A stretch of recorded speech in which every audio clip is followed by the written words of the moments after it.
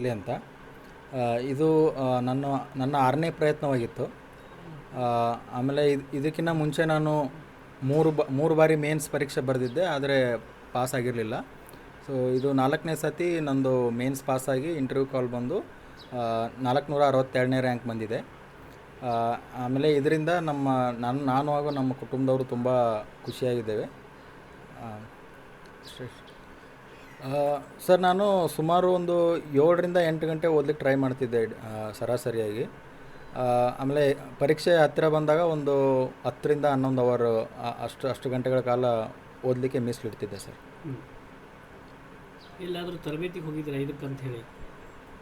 ಹೌದು ಸರ್, ನನ್ನ ಮೊದಲನೇ ವರ್ಷದಲ್ಲಿ ನಾನು doctor Rajkumar academy for civil service ಅಂತ ಬೆಂಗಳೂರಲ್ಲಿರೋ ಕೋಚಿಂಗ್ ಇನ್ಸ್ಟಿಟ್ಯೂಟಲ್ಲಿ ನಾನು ತರಬೇತಿ ಪಡೆದುಕೊಂಡಿದ್ದೆ. ಅದಾದಮೇಲೆ ಸೆಲ್ಫ್ ಸ್ಟಡಿ ಮಾಡ್ತಾಯಿದ್ದೆ. ಅವಧಿ ಎಷ್ಟು? 6 ತಿಂಗಳು, ವರ್ಷ? ಸರ್, ಅದು 10 ತಿಂಗಳಿತ್ತು ಸರ್. 10 ತಿಂಗಳ ಕಾಲ ಇತ್ತು. ಅದಾದಮೇಲೆ ನಾನು ಸೆಲ್ಫ್ ಸ್ಟಡಿ ಮಾಡ್ತಾಯಿದ್ದೆ. ಇನ್ನಿತರ ಪ್ರೇರಣೆ ಏನು ಅಂತ, ಇದು IAS ಓದಬೇಕು ಅನ್ನೋ ಪ್ರೇರಣೆ ಏನಿತ್ತು ಸರ್? ಇದು ಪ್ರೇರಣೆ ಬಂದು ನನ್ನ ಶಾಲೆಯಲ್ಲಿ ಇರಬೇಕಾದ್ರೇ ಒಂದು ಸ್ವಲ್ಪ ಆಸೆ ಇತ್ತು. ಯಾಕಂದರೆ ಈ ಹುದ್ದೆಯಲ್ಲಿ ಇರುವಂಥ ವೈವಿಧ್ಯತೆ ಹಾಗೂ ಈ ಹುದ್ದೆಯಲ್ಲಿ ಇದ್ದುಕೊಂಡು ಮಾಡ್ತಕ್ಕಂಥ ಕೆಲಸದಿಂದ ಸಿಗುವಂಥ ತೃಪ್ತಿ, ಈ ಒಂದಿಷ್ಟು ಅಂಶಗಳು ನನಗೆ ಈ ಹುದ್ದೆ ಪ್ರಯತ್ನ ಮಾಡಲಿಕ್ಕೆ ಒಂದು ಸ್ವಲ್ಪ ಇನ್ಸ್ಪಿರೇಷನ್ ನೀಡಿತ್ತು ಸರ್.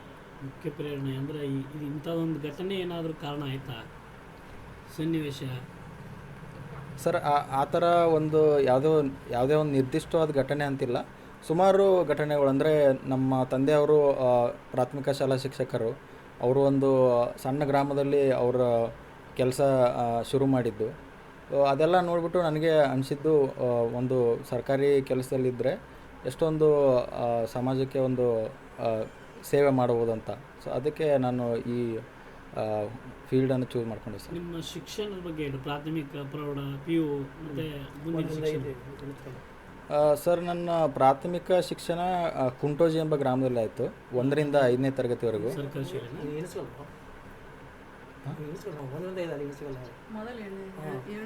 ಸರ್, ನಂದು ಪ್ರಾಥಮಿಕ ಶಿಕ್ಷಣ 1ರಿಂದ 5ನೇ ತರಗತಿವರೆಗೂ ನಂದು ಇನಚಗಲ್ ಗ್ರಾಮದಲ್ಲಿ ಆಯಿತು.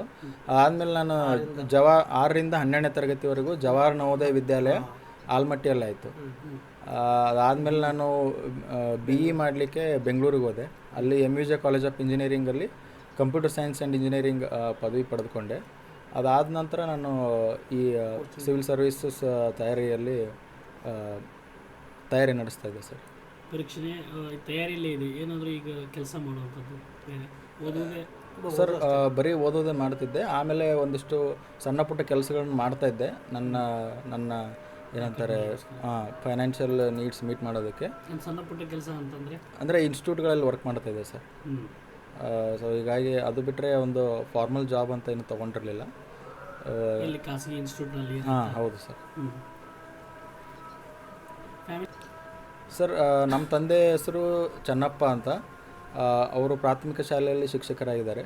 ನಮ್ಮ ತಾಯಿ ಹೆಸರು ಸುಮಿತ್ರಾ ಅಂತ, ಅವರು ಹೌಸ್ ವೈಫ್. ಹಾಗೆ ನನಗೆ ಒಬ್ಬ ತಮ್ಮ, ಒಬ್ಬ ತಂಗಿ ಇದ್ದಾರೆ. ನಮ್ಮ ತಮ್ಮ MSc ಚೇತನ್ ಅಂತ MSc ಮಾಡ್ತಾ ಇದ್ದಾನೆ. ನಮ್ಮ ತಂಗಿ ಬಂದು ರೇಖಾ ಅಂತ, ಅವಳು ಕೂಡ BE ಮಾಡ್ತಾ ಇದ್ದಾಳೆ ಇವಾಗ. ಯಾವ ಹುದ್ದೆ ನಿರೀಕ್ಷೆ ಇದೆ? 462 ಹೊಂದಿದೆ ರ್ಯಾಂಕ್. ಸರ್, ಈ ರ್ಯಾಂಕ್ ಪ್ರಕಾರ ನನಗೆ IPS ಸಿಗಬಹುದಂತ ಒಂದು ನಿರೀಕ್ಷೆ ಇದೆ. ಕಾದು ನೋಡ್ಬೇಕು ಸರ್ ಏನಾಗುತ್ತೆ. ತೃಪ್ತರಾಗ್ತೀರಾ ಅಥವಾ ಇನ್ನು ಮುಂದೆ ಓದುವಂಥದ್ದು ಆಸೆ ಇದೆಯಾ? ಸರ್, ಈ ಸದ್ಯಕ್ಕೆ ನನಗೆ ಅದ್ರ ಬಗ್ಗೆ ನಾನು ಏನೂ ಯೋಚನೆ ಮಾಡಿಲ್ಲ. ಸೊ ಇನ್ನೊಂದು ಸ್ವಲ್ಪ ಸಮಯ ಕಳೆದ ಮೇಲೆ ನಾನು ಮೋಸ್ಟ್ಲಿ ಯೋಚನೆ ಮಾಡಿ ನಿರ್ಧಾರ ತೊಗೊಳ್ಬೋದು ಸರ್. ಮೂಲತಃ ನಿಮ್ಮ ಊರು? ಸರ್, ನಮ್ಮ ಊರು ಬಂದು ಮಸೂತಿ ಅಂತ, ಬಸವ